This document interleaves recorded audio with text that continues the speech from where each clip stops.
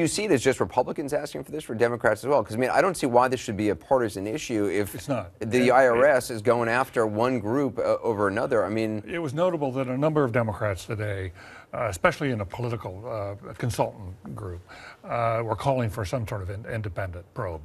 They realized, look, if there's going to be pressure, why don't you give into the pressure now and go to the independent route?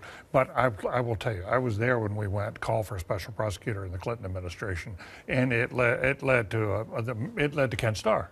These things can suddenly take on a rogue quality that you're not expecting, and really be very damaging. And then, I mean, it's really fascinating. You have this on top of the Department of Justice looking into the Associated Press, getting phone records, which is obviously a different kind of thing, but it certainly raises a lot of questions about what's going on at the Obama White House, how much they knew. The administration is saying they knew nothing about this IRS scandal at all, correct?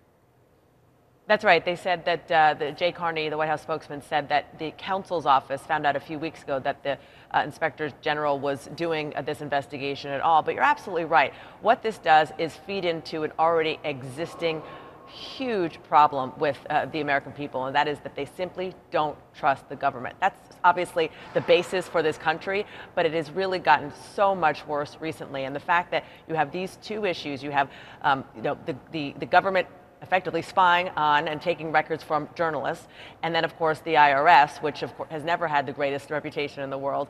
It's definitely a double whammy for the administration. And already this administration is actually going after more classified leaks than basically all recent administrations combined. That's right. I don't fault them so much on that, and I must say in their defense, none of these scandals so far or these controversies has touched the president directly. In the past, the big scandals have surrounded the president himself. Right.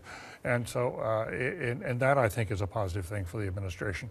But I do think it's not just a question and as Dana says, it's feeding into each other when you've got this issue now with the IRS. You've got Benghazi, which is out there. You've got the AP stuff. And there are Republicans who believe that Kathleen Sebelius, as Secretary of HHS, going around and asking for money from corporations to fund Obamacare, when these are the very corporations that she's overseeing in a regulatory way, that has all sorts of scandal implications. So I think, and especially at a slow news time.